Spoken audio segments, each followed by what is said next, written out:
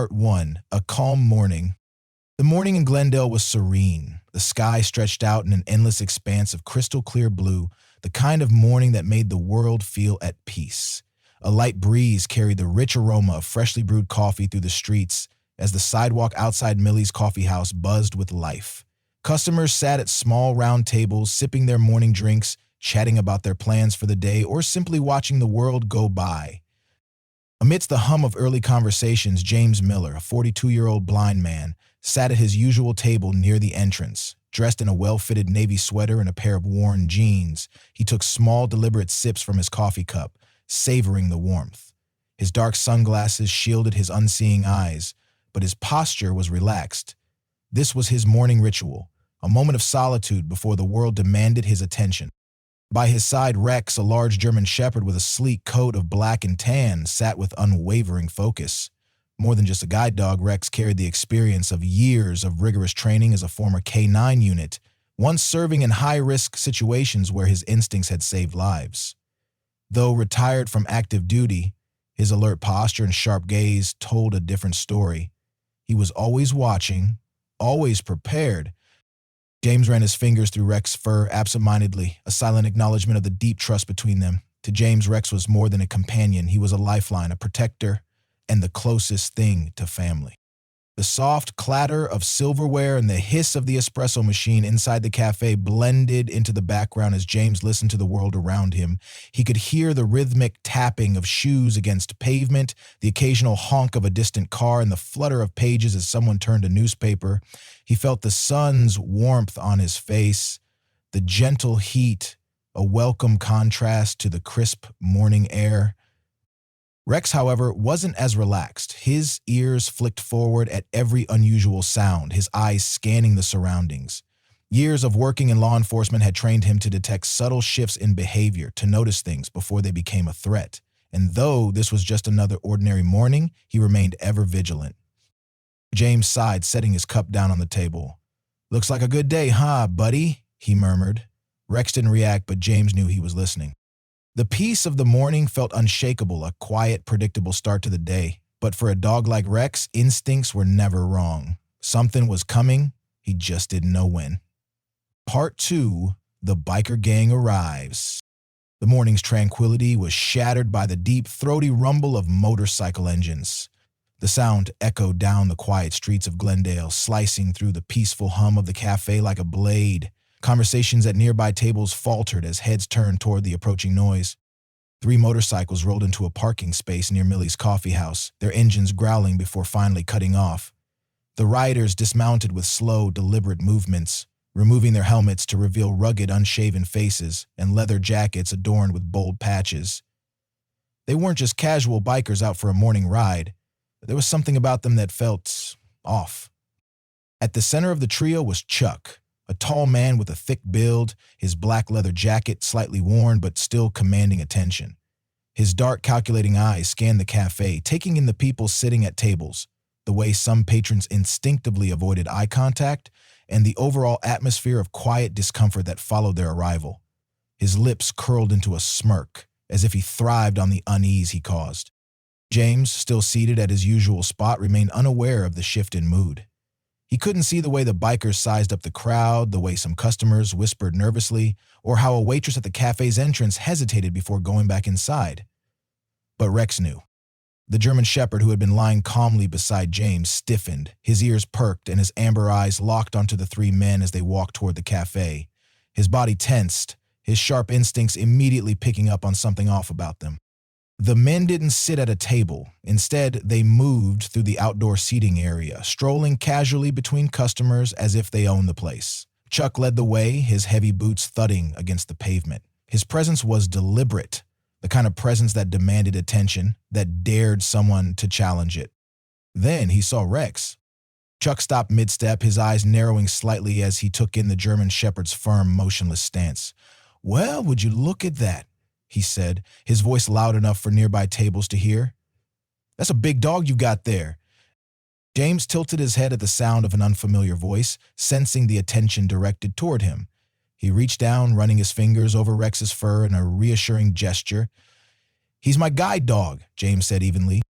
Chuck chuckled, exchanging glances with his two friends who stood just behind him. A guide dog, huh? He looks like he could do a whole lot more than just guide.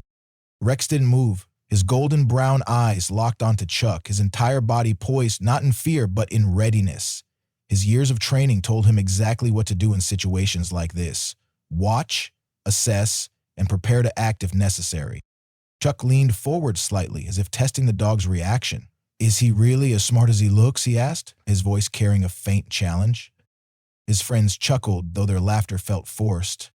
James, still unaware of the visual tension, frowned slightly. He could feel the change in Rex's breathing, the slight pressure in the leash, the kind of shift that only someone who knew the dog intimately would notice. He straightened in his chair. Is everything okay? He asked, his voice calm but with a hint of unease. Rex remained absolutely still, his eyes never leaving Chuck's, a silent warning. Chuck, perhaps expecting more of a reaction, smirked and straightened. Yeah, man, everything's fine, he said, though there was something in his tone that suggested otherwise. The men stepped back slightly, but their presence still lingered in the air like a storm cloud. As they casually took a table a few feet away, their voices carried over the quiet murmur of the café, their laughter growing louder, edged with something almost mocking. Rex didn't move. His gaze never wavered.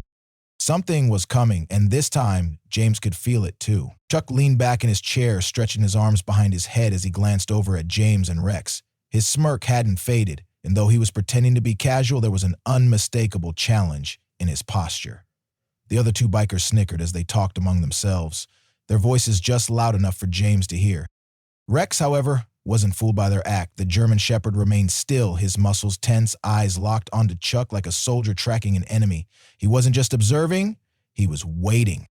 Chuck stood up abruptly, making his way back toward James's table. The movement was slow, calculated, meant to draw attention.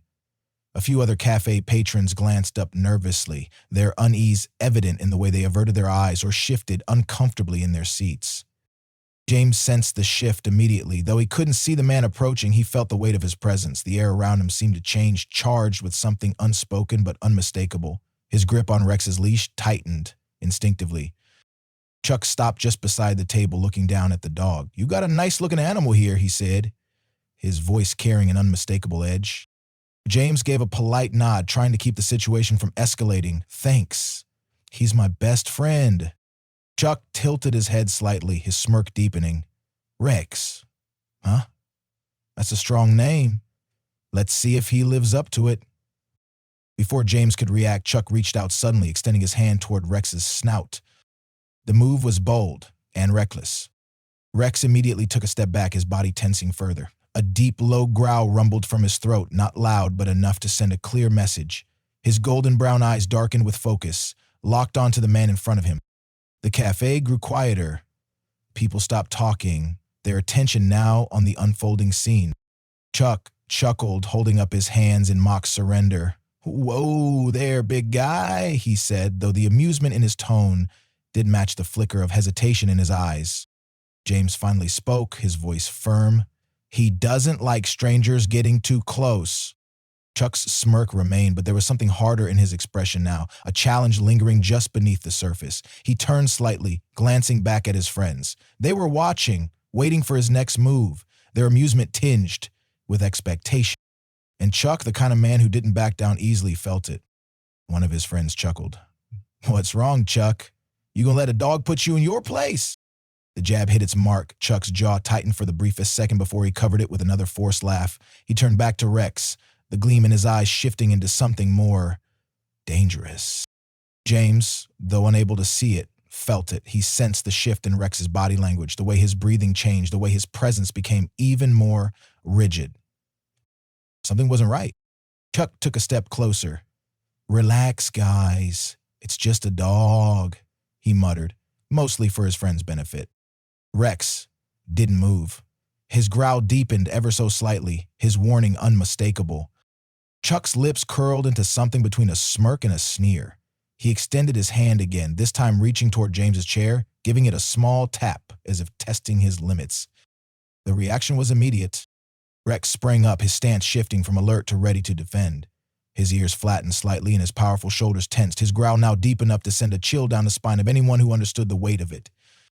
A few people gasped, The cafe, once filled with morning chatter, had fallen into near silence. James's brows furrowed as he ran his fingers through Rex's fur, feeling the dog's entire body coiled like a spring ready to snap. "What's going on?" he asked aloud, his voice calm but touched with concern. Chuck hesitated just for a second. The unwavering gaze of Rex, the sheer intensity of it, sent something cold through his veins. For the first time, he considered backing off. But then one of his friends laughed again, and just like that, the hesitation vanished. "Come on, tough guy," Chuck muttered under his breath. "Let's see what you've got." Rex didn't blink. The next move would determine everything. Part 4, Escalation. The air around the cafe felt thick with tension, the weight of unspoken warnings pressing down on everyone watching. The distant hum of traffic faded into the background, drowned out by the silent standoff between Rex and Chuck. James sat still, his fingers resting on Rex's back, feeling the subtle shifts in his dog's posture. He knew Rex well enough to understand what this meant. His companion wasn't just alert, he was on the edge of action, waiting for the next move. Chuck, driven by pride and the jeers of his friends, wasn't done pushing his luck. He chuckled, shaking his head as if to brush off the moment, but the way he squared his shoulders told another story. He was trying to prove something, not just to his friends, but to himself. "You all are acting like I'm the bad guy here," Chuck said, his voice carrying a forced amusement. "Relax, I'm just messing around." Rex's golden brown eyes never left him. The dog knew better. James tightened his grip on the leash. He couldn't see Chuck's expression, but he could hear the shift in his tone, the way the forced laughter didn't quite reach his voice. "I think it's best if you step back," James said evenly, keeping his tone measured. Chuck smirked, glancing at his friends. "Step back? From what?" The comment earned a few snickers from the men at the nearby table. Encouraged by their reaction, Chuck pushed forward, not physically, but in presence, in intent. He wanted control of the situation, and he didn't like that it was slipping away. Then he made a mistake. He kicked a nearby chair. The sound of metal scraping against concrete cut through the air like a gunshot. The chair toppled over, crashing loudly onto the sidewalk. Several customers flinched, gasping in surprise. Rex reacted instantly. His body shifted, muscles tightening as he let out a deep, guttural growl. Louder this time, unmistakably dangerous. His stance changed, his powerful frame lowering slightly, ready to launch if necessary.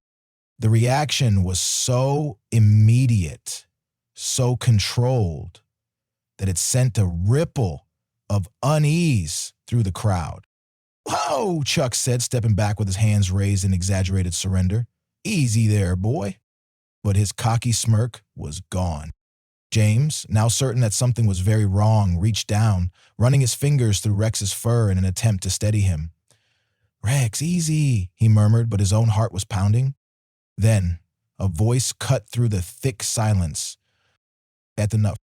A woman sitting nearby stood up, her chair scraping against the pavement. She had been watching the entire interaction, her face tight with frustration and disgust. "You need to stop," she said, her tone firm and unwavering.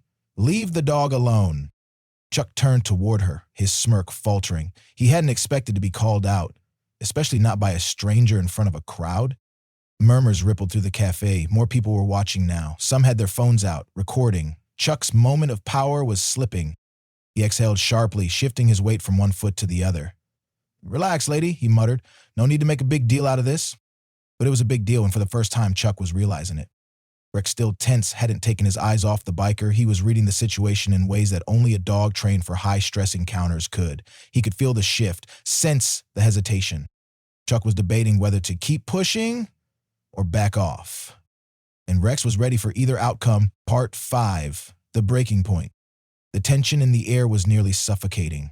Rex remained locked in position, his muscles coiled like a spring, his eyes never leaving Chuck. The German Shepherd's instincts were razor sharp. He knew the difference between an empty threat and a real one. The woman who had spoken up stood her ground, arms crossed, glaring at Chuck. "I said, leave the dog alone," she repeated, her voice steady. The murmurs around the cafe grew louder. Some customers had their phones out, recording the encounter. Others exchanged nervous glances, waiting to see how the situation would unfold. Chuck's smirk faltered. His eyes flicked between the crowd and the German Shepherd still standing firm in front of James. He was losing control of the moment, and he knew it. His pride wouldn't let him walk away easily. One of his friends, sensing the shift, nudged him. "Chuck, let's go," he muttered under his breath. "This isn't worth it." But Chuck wasn't ready to back down. He exhaled sharply and forced another smirk, though the confidence behind it was fading. "Relax, everyone," he said, his voice carrying an edge of forced amusement. "I was just messing around." But Rex didn't believe him. James, feeling the tension in the dog's body through the leash, spoke up. "Rex knows when something's wrong," he said calmly, his voice carrying an unshakable confidence. "And right now, he knows you're trouble." Chuck's smirk twitched. He didn't like being called out, especially not in front of an audience. He glanced at the people filming, then back at James, who sat motionless, his hand resting on Rex's back, as if he had full faith in his protector. Then Chuck made his final mistake. He took a step forward and reached toward James. Whether to intimidate or provoke, it didn't matter. Rex exploded into action. The German Shepherd lunged, moving with a speed and precision that stunned everyone watching. He didn't attack. He didn't need to. His sheer presence, the powerful snarl that erupted from his throat, and the way he positioned himself between James and Chuck sent a message louder than words ever could. Chuck stumbled back so quickly he nearly lost his footing. His friends moved too, caught off guard by the sudden shift. The cafe erupted into shocked gasps, and more phones lifted to capture the moment. Rex stood firm, his ears pinned back, teeth bared just enough to show he wasn't bluffing. His growl was deep, unrelenting, a sound that sent a clear message. "This ends now." James's voice cut through the chaos, calm and unwavering. "I think it's best if you leave now." Chuck's chest rose and fell with frustration. He looked around, realizing that every single person in that cafe was against him. His bravado had crumbled. He had lost. His pride stung, but he knew he couldn't win this fight, not against the crowd, the cameras, and certainly not against Rex. He exhaled sharply and stepped back. "Whatever, man," he muttered. "Let's go." Without another word, he turned and strode away, his friends trailing behind him. The moment their motorcycles roared to life and sped off, the tension finally broke. A breath James hadn't realized he'd been holding slowly escaped his lips. He reached down, running his hand over Rex's head. "You did good, buddy," he murmured. Rex finally relaxed, his body losing the stiffness it had held for so long, but his eyes, those sharp, knowing eyes, remained fixed on the road where Chuck had disappeared. Because he knew this wasn't over. Part 6, The Aftermath. The sound of motorcycles faded into the distance, but the weight of what had just happened still hung in the air. The cafe remained eerily silent for a few moments, as if everyone was still processing the tense encounter. Slowly, conversations resumed, though they were hushed, filled with murmurs about the confrontation they had just witnessed. James took a deep breath, his fingers still resting on Rex's back. Though he couldn't see the lingering stares, he could feel the shift in energy around him. People were still watching, some likely debating whether to come over and ask if he was all right. The woman who had spoken up earlier finally stepped closer. "Are you okay?" she asked, her voice softer now, no longer filled with the firmness she had used with Chuck. James nodded. "Yeah, thanks for stepping in." He reached down and gave Rex a reassuring pat. He knew something was off before I did. The woman glanced down at Rex, then back at James. "That's a special dog you've got there." James exhaled a small chuckle. "Yeah, he's more than just a guide dog. He's my family." Rex's ears twitched, but he remained focused, his eyes still fixed on the road where Chuck had disappeared. James felt it in the way the dog's body remained tense, in the way his breathing was just slightly faster than normal. The danger wasn't over. Not in Rex's mind. James tightened his grip on the leash, his voice barely above a whisper. "You still feel something, don't you, buddy?"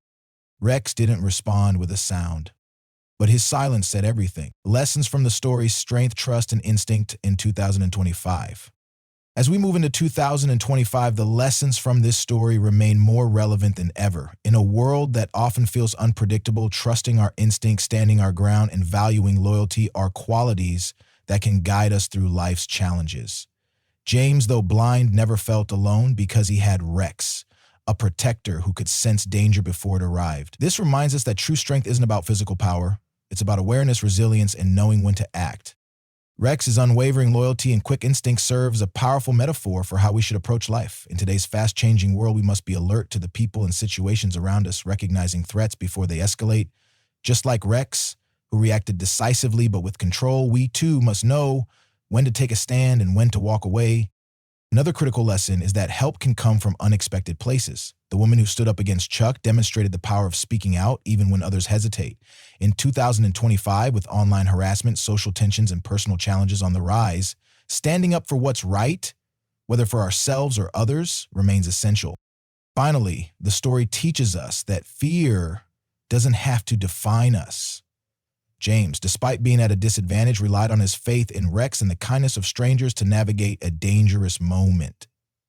Similarly, in our own lives, we must learn to trust those who have our best interests at heart, listen to warning signs, and face challenges with courage.